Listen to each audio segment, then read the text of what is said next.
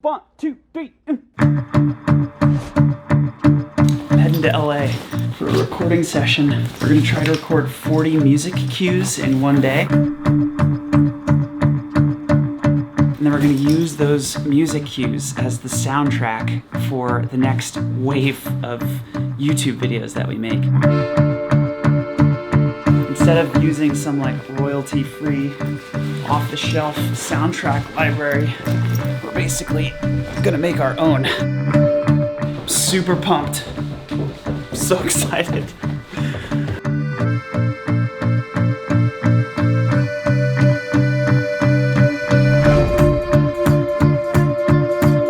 Just got into LA.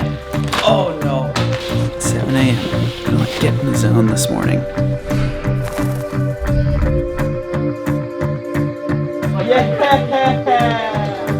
Right next to the fibula. Right now.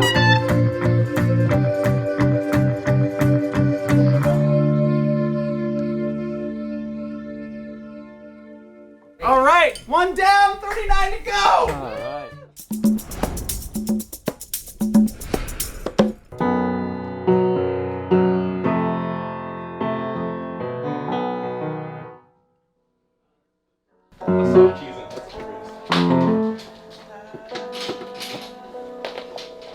This is my voice memo app where I have like hundreds, or not hundreds, thousands of like ideas for cues and songs and chords. Like this one's from October 23rd, 2010.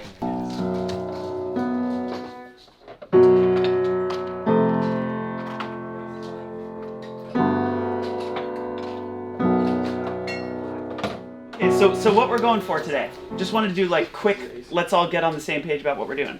So we're gonna try and get through 40 tracks, 40 cues, that's our goal. It's kind of crazy, I think it's gonna be wild, but we're gonna have to go like super fast, make really fast decisions, get things that are like pretty good, and then move on.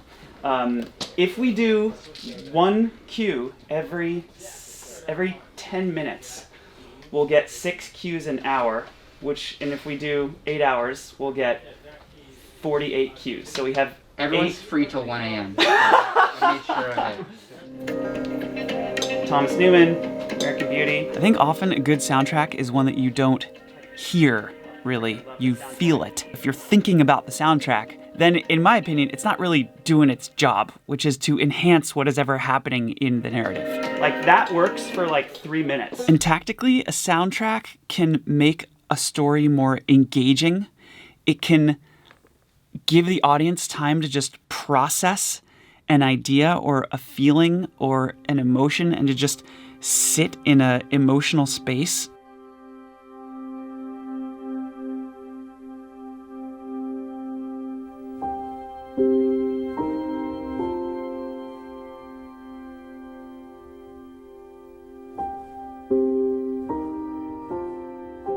A good soundtrack can also convince the audience of a narrative. It can convince you that somebody is noble. It can convince you that somebody is evil. If you like see a character's face and you hear menacing music, like they're plotting some shit, that's the music.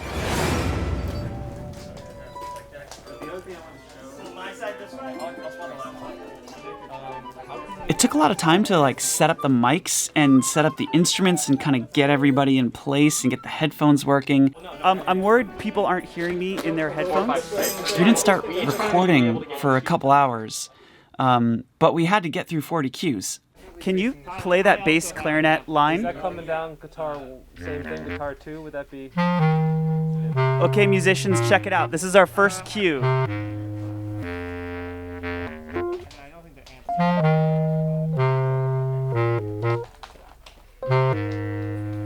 Oh, that's...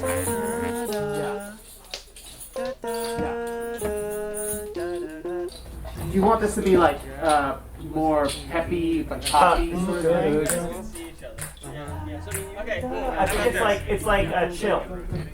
Yeah, it can be, not like huge. It's like very, very quiet. Yeah. Yeah, like one note. That's perfect, John. That's it. That's it.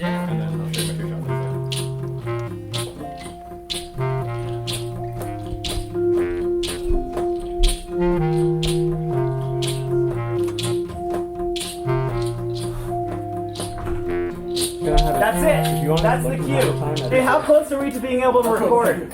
We can start recording. Okay, let's do our first cue. Here we go. 1, 2, 1, 2, 3.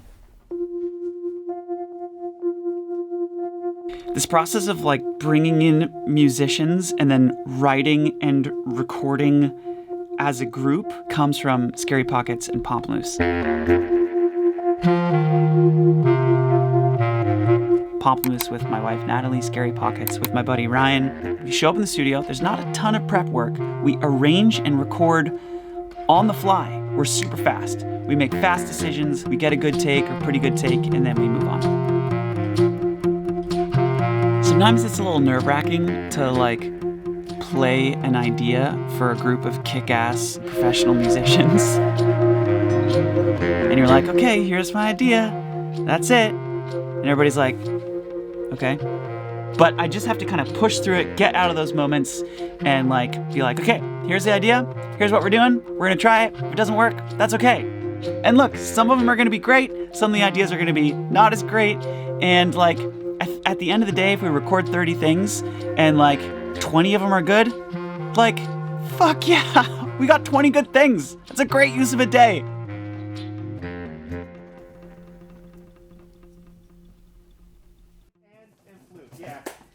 Hey Tim, how many cues is that? How many cues do we have? We got 4 down. 4? 4 down. That was our 4th? Yes, sir. Oh, farts. Okay, we gotta speed up.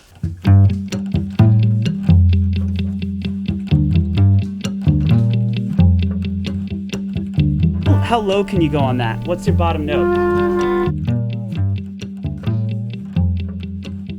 Hey, Tim, let's do double bass clarinet, man. Oh, shit yeah.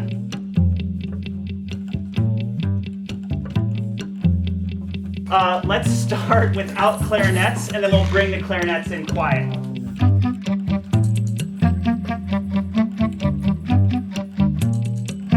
That's gonna be our cue. That's it. That's it. I think that's it. I think that's our vibe. Yes. That's fucking sick as shit. How many have we gotten so far, Tim, this afternoon? This will be the 16th. 16th total. Yes, although I believe 14 didn't yield any fruit. So I guess the 15th. Okay, got it. Yeah, I think we need to just, everybody, we all need to pull back and like have fewer parts. We're playing too much. We need to simplify. So synced up parts that sound like one thing and one idea are better than like everybody has their own part and it sounds like 25 things playing.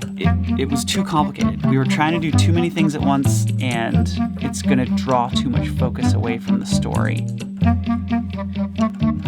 The flutes are not working. What we need is darker tones, so let's stick with clarinet and bass clarinet for wins. I like to think of music as having a main character, like a film. Like there can be a protagonist. I think dubstep does this really well. It's often like some grungy ass bass line that just is like, that is the singular thing that you're listening to. If you don't have that, it can just kind of sound like cacophonous. Who's the main character of this section of the song here? We finally got a good one, guys. Yeah. We're at 6 o'clock. I think with fills and percussion, we got a bunch. We got close. That was really 40. good. I think you got 40 if most of the fills and percussion are cool. I mean, those are cool. They don't really count, but we got 30. I'm happy with 30. That's a boatload. Cool. Nice job, everybody. Great. Yeah.